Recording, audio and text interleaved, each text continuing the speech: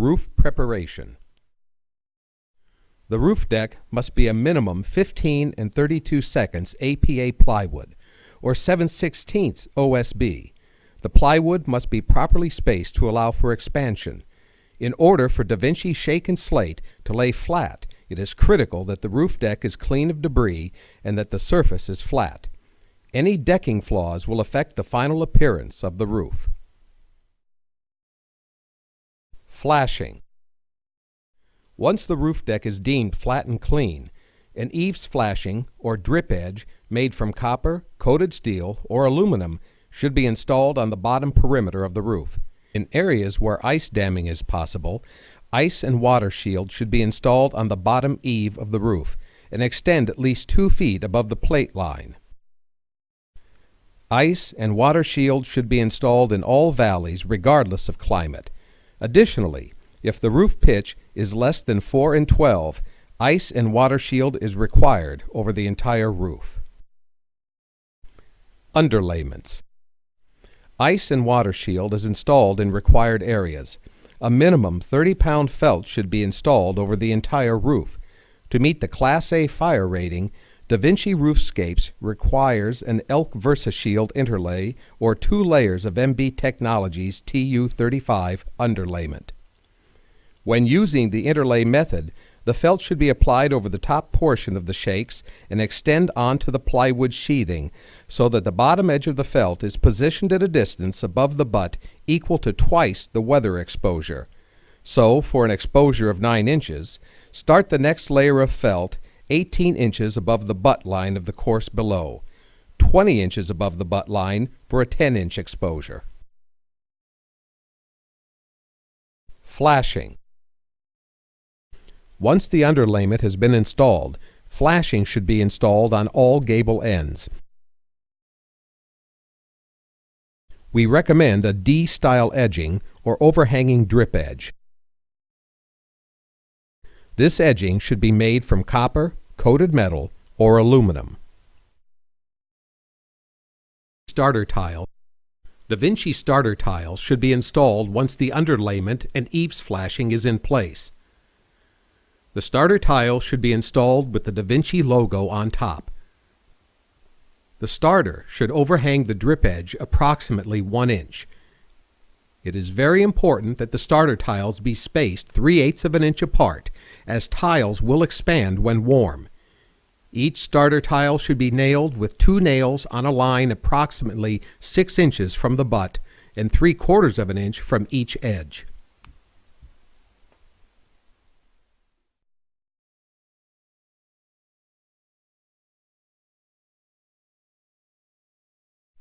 Valleys. Valley metal should be W valley with a standing seam diverter down the middle, or a double W with a break in the middle and standing seams diverters on either side. The decision on which valley metal should be used will be based on whether a closed or open valley is preferred. DaVinci Slate and Shakes have an open rib structure, and the standing seam in the different valley types will mask this rib structure. For an open valley, the double W is used where the cut tile are butted to the diverter on each side of the valley. If a closed valley is chosen, the tiles are butted to the diverter in the middle of the valley. Field shakes. Now that the starter tiles are in place, it is time to install the field shakes. The shakes may be installed with straight coursing or staggered coursing. We will start first with the straight coursing installation. DaVinci Shake bundles are made of shakes with 5 different widths, as well as a variety of natural wood tone blends. The shakes of different widths and different colors are evenly distributed throughout the bundle. There are 5 of each of the 5 widths in each bundle, and every bundle is the same. Starting at the bottom left, for a right-handed roofer, any shake width may be chosen for the first shake. The shake is installed directly on top of the starter tile with the butt of the shake and the butt of the starter tile flush with one another. After the first shake is installed, the next shake installed may be any width as long as the offset between the gaps is 1.5 inches or more. This same rule applies to all subsequent courses of shakes. The gaps between shakes may never be aligned with those of gaps between shakes of adjacent courses. In fact, the offset must be a minimum 1.5 inches, and spacing between shakes should be 3/8 of an inch. The shakes must be installed with 2 corrosion-resistant roofing nails. Stainless steel, copper, or hot-dipped galvanized nails are recommended.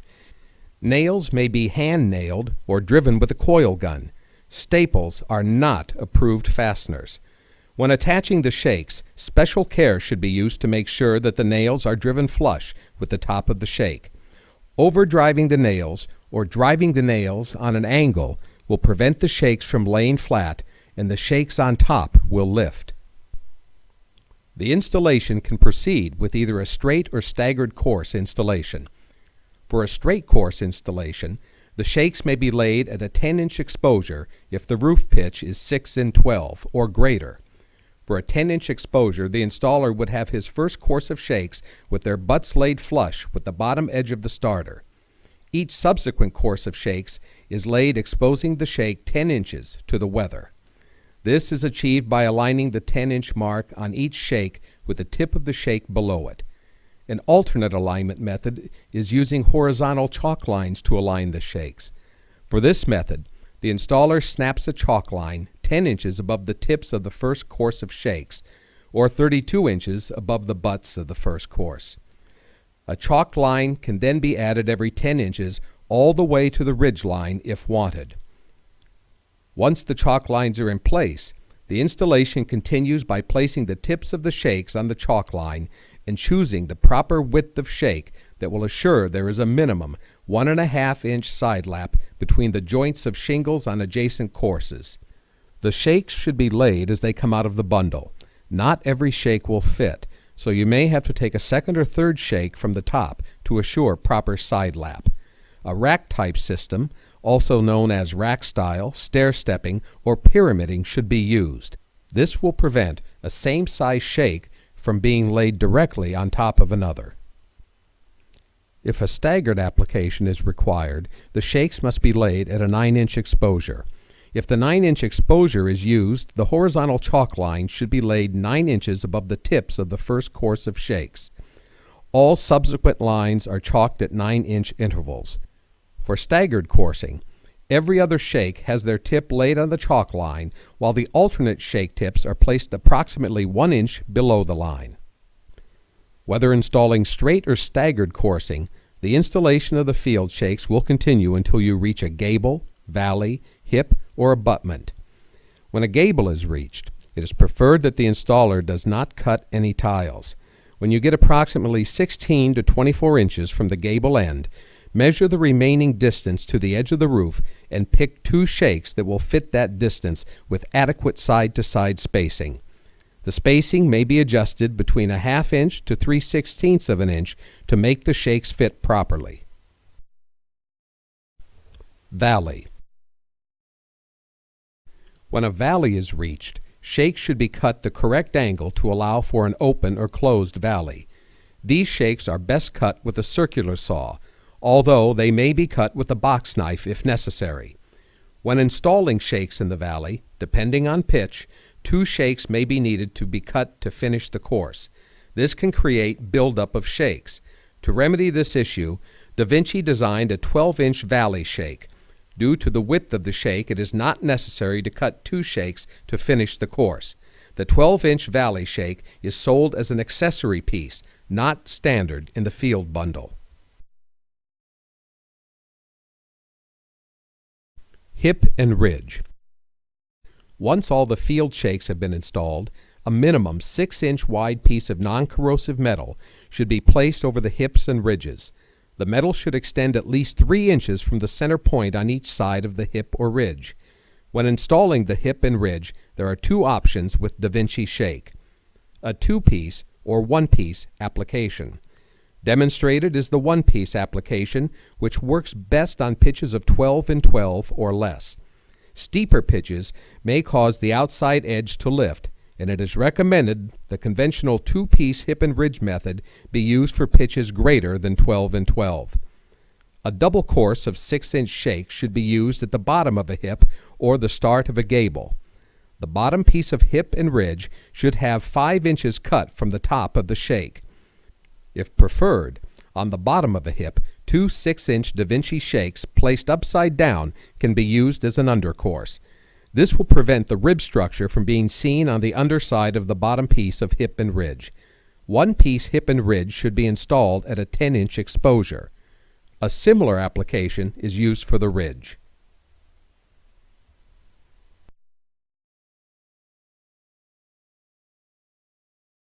This video is intended to supplement the Da Vinci installation instructions, which should be used as your primary source of information. Nothing in this video supersedes any health or safety instructions provided by your employer.